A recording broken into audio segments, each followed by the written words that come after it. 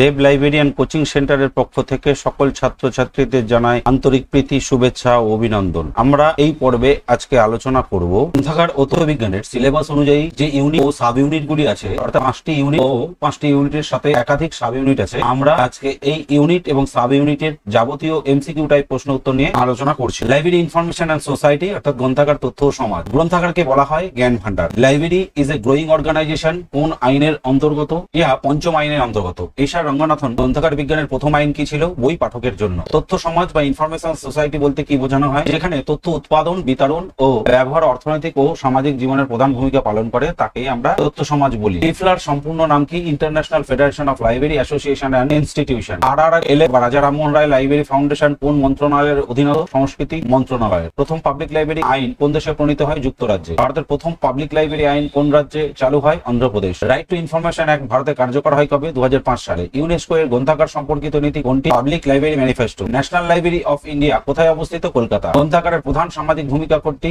জ্ঞান ও তথ্যের মুক্ত প্রবাহ নিশ্চিত করা। ন্যাশনাল মিশন অন লাইব্রেরি কোন সালে চালু হয়? 2012 সালে। তথ্য অধিকার আইন বা রাইট টু ইনফরমেশন এর আওতায় একজন নাগরিক কতদিনের মধ্যে উত্তর পাওয়ার অধিকারী? 30 দিনের মধ্যে। গ্রন্থাগার আন্দোলনের উদ্দেশ্য কি? পাঠাভ্যাস বৃদ্ধি ও জ্ঞানের বিস্তার। পাবলিক লাইব্রেরি সিস্টেমের জন্য সর্বাধিক পরিচিত আন্তর্জাতিক সংস্থা কোনটি? UNESCO. Freedom of access to information কোন অধিকারের সাথে সম্পর্কিত? মত প্রকাশের স্বাধীনতা। ডিজিটাল ডিভাইড বলতে কি বোঝানো হয়? তথ্য প্রযুক্তি ব্যবহারের সক্ষমতা। 2013 সালের লাইব্রেরি সায়েন্স পরীক্ষায় এই কোশ্চেনটা ছিল, ডিজিটাল ডিভাইড বলতে কি বোঝানো হয়? গ্রন্থাগারের মূলনীতি অনুযায়ী every reader his her books কোন আইনের অংশ? দ্বিতীয় আইনের অংশ। বুকস আর ফর ইউজ এর অর্থ কি? বই পাঠকের ব্যবহারের জন্য। লাইব্রেরিকে কেন সামাজিক প্রতিষ্ঠান বলা হয়? সমাজে তথ্য সরবরাহ করে তার জন্য। সামাজিক প্রতিষ্ঠানের মূল উদ্দেশ্য কি? সমাজের চাহিদা পূরণ করা। লাইব্রেরি কোন ধরনের প্রতিষ্ঠান? জনকল্যাণমূলক। লাইব্রেরি সমাজের কি ভূমিকা পালন করে? শিক্ষার প্রসারের ভূমিকা পালন করে। লাইব্রেরির সামাজিক দায়িত্ব কোনটি? তথ্য ও জ্ঞান বিতরণ। লাইব্রেরি মুভমেন্ট বলতে কি বোঝানো হয়? গ্রন্থাগারের উন্নয়ন ও প্রসারের প্রচেষ্টা। লাইব্রেরি কোন ধরনের শিক্ষায় সাহায্য করে? আনুষ্ঠানিক ও অনানুষ্ঠানিক উভয় শিক্ষা, অর্থাৎ ফর্মাল এবং নন ফর্মাল এডুকেশনের ক্ষেত্রে। জাতীয় গ্রন্থাগার কোন স্তরের প্রতিষ্ঠান? জাতীয় স্তরের প্রতিষ্ঠান। জনসাধারণের লাইব্রেরি কাদের জন্য উন্মুক্ত?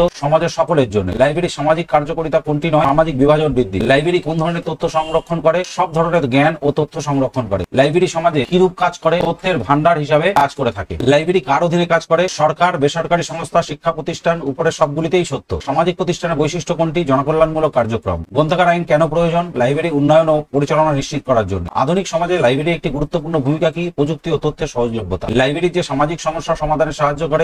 লাইব্রেরি কোন মূলনীতির উপর ভিত্তি করে চলে? তথ্যের স্বাধীন প্রবাহ। লাইব্রেরি কাদের চাহিদা পূরণ করে? সমাজের সকল শ্রেণীর মানুষের চাহিদা পূরণ করে। একটি ভালো লাইব্রেরির প্রধান বৈশিষ্ট্য কোনটি? পর্যাপ্ত বই ও তথ্য সেবা। আমাদের সাব ইউনিট লাইব্রেরি মুভমেন্ট অর্থাৎ গ্রন্থাগার আন্দোলন। লাইব্রেরি মুভমেন্ট বলতে কি বোঝানো হয়? গ্রন্থাগারের প্রসার ও উন্নয়নের প্রচেষ্টা। ভারতের লাইব্রেরি মুভমেন্ট কবে থেকে শুরু হয়? 19 শতকের প্রথম থেকে।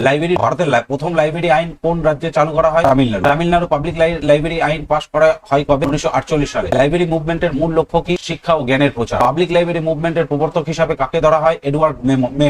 পাবলিক লাইব্রেরি মুভমেন্টের প্রবর্তক হিসাবে কাকে ধরা হয়? এডওয়ার্ড মেনন। লাইব্রেরি মুভমেন্টের সঙ্গে যুক্ত 5 লস অফ লাইব্রেরি সায়েন্স কে প্রণয়ন করে? ডক্টর এশার রঙ্গনাথন। ভারতের আধুনিক লাইব্রেরি মুভমেন্ট কবে শুরু হয়? 19 শতকের প্রথম দিকে। পাবলিক লাইব্রেরি আন্দোলনের প্রধান উপাদান কোনটি? জনগণের জন্য উন্মুক্ত প্রবেশাধিকার। লাইব্রেরি মুভমেন্ট বা কার্নেগি লাইব্রেরিজ কার উদ্যোগে গড়ে ওঠে? অ্যান্ড্রু কার্নেগির উদ্যোগে গড়ে ওঠে। ভারতের প্রথম স্টেট সেন্ট্রাল লাইব্রেরি কোন রাজ্যে প্রতিষ্ঠিত হয়? অন্ধ্রপ্রদেশ। পাবলিক লাইব্রেরি মুভমেন্ট কোন ধারণার উপর ভিত্তি করে গড়ে ওঠে?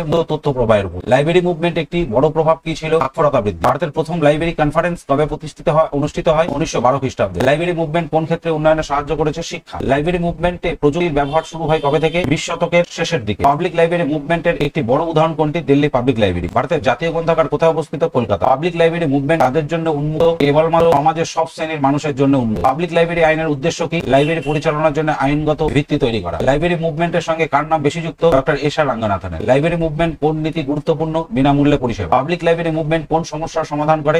পাবলিক লাইব্রেরি মুভমেন্টের মাধ্যমে কোনটি ঘটে না? বইয়ের দাম বৃদ্ধি ঘটে না। ভারতের প্রথম গ্রন্থাগার কমিশন কবে গড়ে ওঠে? 1957 খ্রিস্টাব্দে। পাবলিক লাইব্রেরি মুভমেন্ট কোন ধরনের শিক্ষা প্রচারে সাহায্য করে? আনুষ্ঠানিক ও অনানুষ্ঠানিক, ফর্মাল এবং নন ফর্মাল উভয়ের ক্ষেত্রে। লাইব্রেরি মুভমেন্ট এর একটি আন্তর্জাতিক সংগঠনের নাম কি? ইফলা। ভারতের প্রথম গ্রন্থাগার অ্যাসোসিয়েশন কোনটি? Madras library association. Public library movement কোন সামাজিক প্রতিষ্ঠানের অংশ? শিক্ষা ও সংস্কৃতি বিভাগে। লাইব্রেরি মুভমেন্টের সাফল্যের জন্য কোনটি জরুরি? জনগণের সক্রিয় অংশগ্রহণ, বই পড়ানো, সীমিত তথ্য প্রবাহ, কেবল পুরনো বই রাখা। এই 4 অপশনের মধ্যে জনগণের সক্রিয় অংশগ্রহণ সঠিক উত্তর। এই পর্বে আমরা প্রায় 16টা প্রশ্ন নিয়ে আলোচনা করলাম। এই ধরনের এমসিকিউ গাইড বুক যেখানে 7500 প্রশ্ন উত্তর আছে, যা বাইরে কোনো কোশ্চেন আসা আমরা ভাবছি অস্বাভাবিক। এই বইটি সংগ্রহ করতে আজই ফোন করুন 9153140607। ধন্যবাদ।